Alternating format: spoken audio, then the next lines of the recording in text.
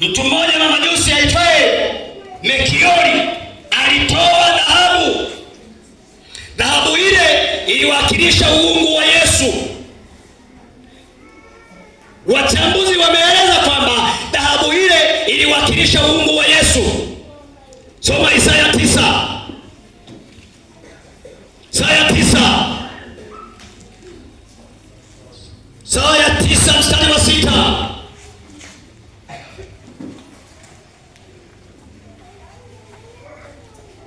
Isaya 9 mstari wa 6 anasemaje? Kimbia haraka. Ufike mpaka mstari wa 7. Hayupo. Maana kwa ajili yetu mtoto amezaliwa. Ndio. Tumepewa mtoto wa kiume. Ndio. Na uwezo wa kifalme utakuwa mabegani mwake. Naye ataitwa jina lake Mungu wa ajabu. Mungu mwenye nguvu. Sawa. Baba wa milele. Mfalme wa amani. Sawa. Mstari wa 7, mamlaka ya enzi yake yatakuzwa daima. Sawa. Na kutakuwa na amani isiyo na mwisho. Sawa. Katika kiti cha enzi cha Daudi na ufalme wake kuthibitisha na kutegemeza. Sawa. Kwa hukumu na kwa haki. Sawa. Tangu sasa na hata milele. Amina. Wivu wa Bwana na majeshi ndiyo utakaotenda hayo. Sawa. Bwana alimpelekea Yakobo neno, nalo likamfikia Israeli.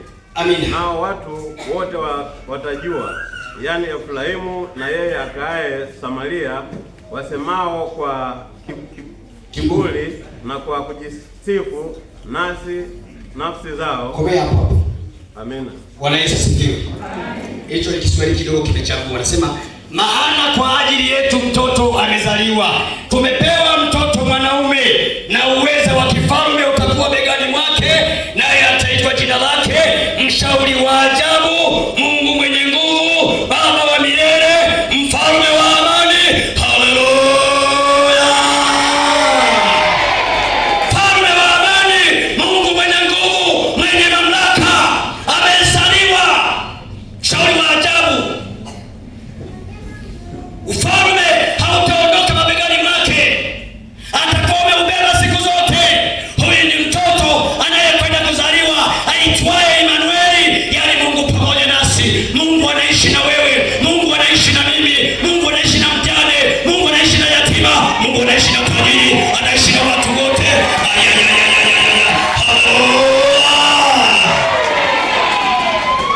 Huyo ndiye Mungu mwenye nguvu, aliye na majibu. Ilikuwa juzi tu tumeitwa tukamwombee mtu. Tuko na huyu mama na Shemasi Sadoki na nani pale David na mwingine sijui anaitwa Redempta, sijui na mwingine nani, kijana nani. Tumemkuta pale mgonjwa. Wagonjwa ni wawili, ni mama na binti yake. Sasa mama ndiye ametuita kwamba yeye alikishapona, kumbe binti yake ndio yuko serious. Tumeomba masaa 3, mtu amenyoka kama vile anaimba wimbo wa taifa, amenyoka hatikisiki. Masaa 3 hakohoi wala hatikisiki. Masaa 3 unaomba, unajiondoa mwenyewe, hatikisiki. Unaita, hamna. Halafu ajabu, watu wanaomba wako wanasinzia. Baba, katika jina la usingizi anao wamesimama. Mtu mmoja akasemaje, jamani, hali hii sio ya kawaida. Hebu wangapi waende nje kwanza wakaombee nje, wengine wabakie ndani. Pepo wakasema kwa huyu mama, mmejuaje kama kuna timu nyingine iko nje? Masaa 3. Yaani mnatoka kwa huyu mnapiga dozi, mnakuja kwa huyu mnapiga dozi. Tumeendelea kuomba Yesu. Hii biashara si ndio tuliyopatana? Tulipatana kwamba tukiweka mkono juu ya wagonjwa watapata afya. Hii aibu sio ya kwetu, ni ya kwako wewe, na maneno yako uliyosema tunataka yatimie. Mgonjwa kaamka. Bwana Yesu asifiwe. Akasimama, tukaanza kumtukuza Mungu. Huyu ndiye Mungu mwenye nguvu, afufuaye waliokufa.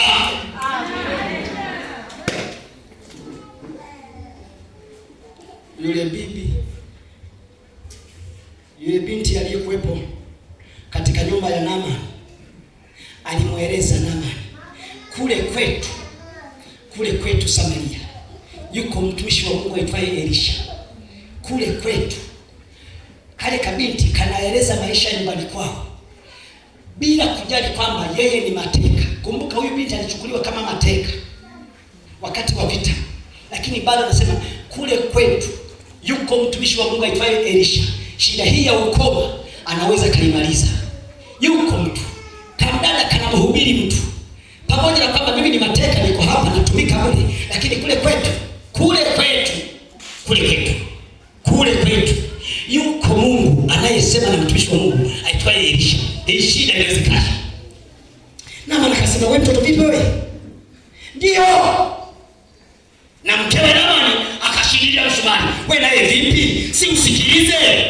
Una heshima kubwa, utajiri mwingi, lakini una ukoma. Si uende ukatakaswe?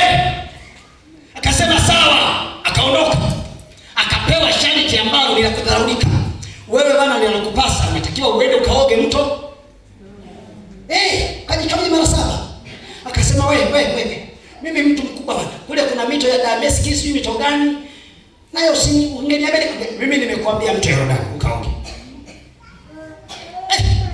Jamaa katoka na kiburi. Wakamwambia, wewe ndugu yangu, kwani ningekwambia utoe pesa, si ungetoa? Sasa shida iko wapi? Wewe unaweza kaangalia maeneo ambayo kwamba kuna maficho watu wasipoweza kukuona kulingana na heshima yako, lakini uwe umelikiri ile neno, ujichovye. Kwani shida iko wapi? Akasema, ni hiyo tu. Sawa, nitaangalia muda ambao utakuwa unanifaa. Mwanaume akaangalia kushoto, akaangalia kulia, kulingana na heshima yake. Hapa nikijichovya hakuna wakoniona. Akajichovya mara ya kwanza. Ndio niliyakataa. Haya, mara ya pili. Sio. Yaani huu ni upuuzi mtupu. Mara ya tatu. Yaani haya mimi ndio siku ya kaka haya. Sasa na kama jichovya tu kama vile taina fulani. Mara ya 4. Aliyoko karibu ambaye unaweza ukaheshimiana naye. Kwani mzee siku imebakia kama mara 3 tu. Sio nimaliza mara 4. Kama mara 3. Hebu rudia mara 5. Akanichovya tena. Kumebakia mara 2. Hebu fanya haraka tuondoke bwana. Tuangalie huyu upuuzi wa huyu jamaa. Alichokisema ni chenyewe. Mara ya 5. Mara ya 6. Mara ya 7 mwana makajiwe. Pwa! Kuinuka hivi na mwana ametakasika. Haleluya, haleluya, haleluya. Huyo ndiye Mungu mwenye nguvu. Mambo magumu yaliyoshindikana yeye anayafanya kwa wakati. Hata Sara akiwa na miaka 90 alibeba ujauzito.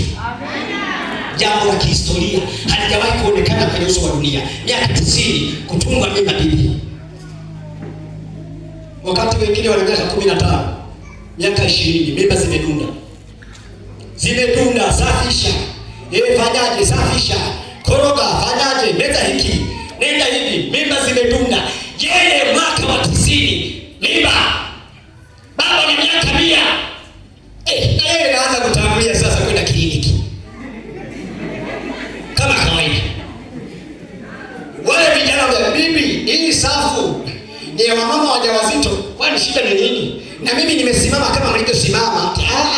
Bibi hii anaenda kwa daktari. Daktari anamuuliza, wewe na bibi tena bibi? Nimekuja hapo wanaingia wajawazito. Sasa si upime tu. Wewe pima, mimi niondoke. Daktari anapima mimi. Kumbe katana kako kanacheza, kanapiga teke, kanafundisha kiwiko, kanabinua mguu. Mtoto Isaka. Haleluya, haleluya, haleluya. Huyo ndiye Mungu tunayemwabudu. Asimamishaye jua litasimama. Wengine wote wapunga pepo tu wa shetani hao. Pumbafu sana. Yesu asifiwe. Mwingine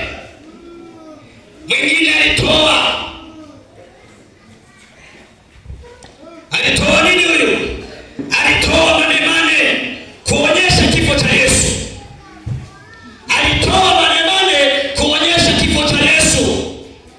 Soma Mathayo 26.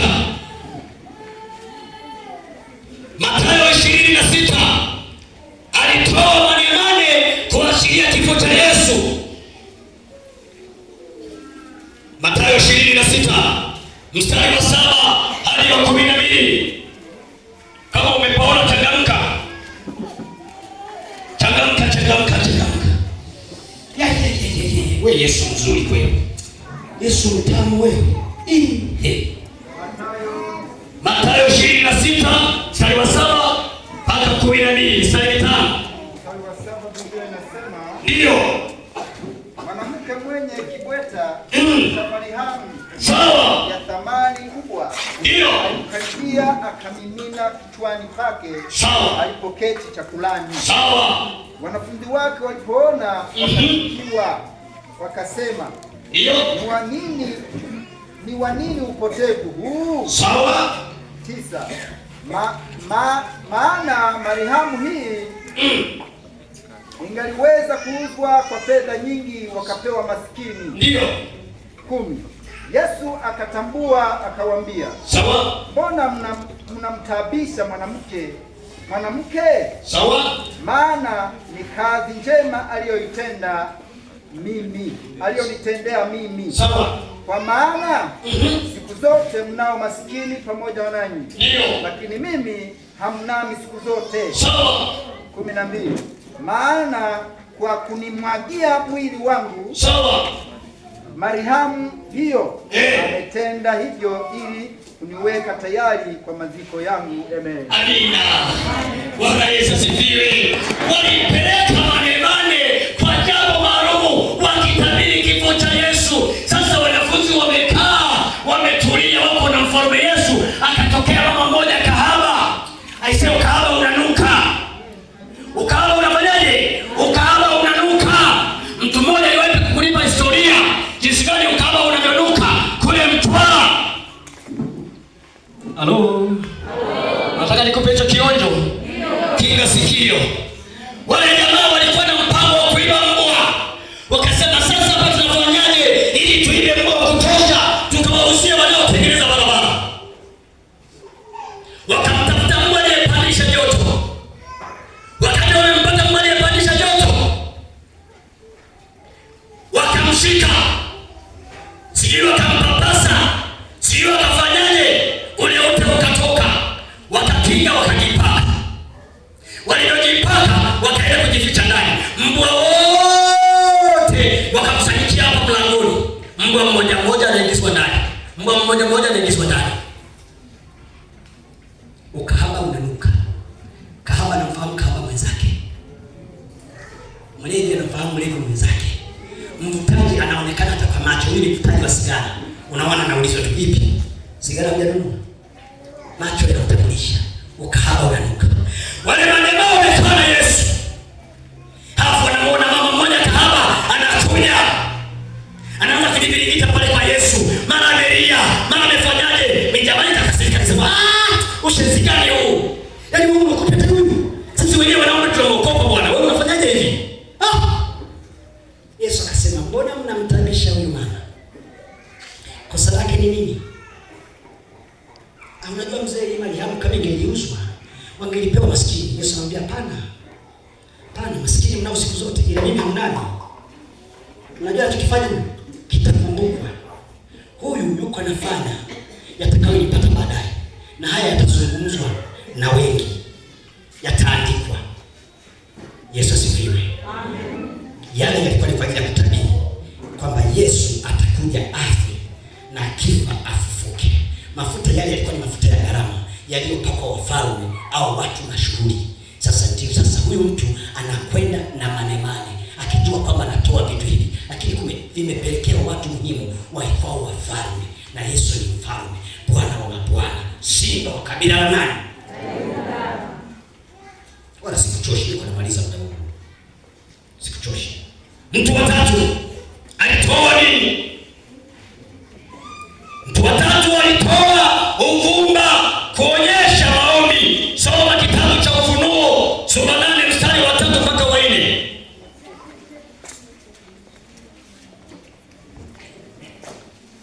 Sura 8 mstari wa 3.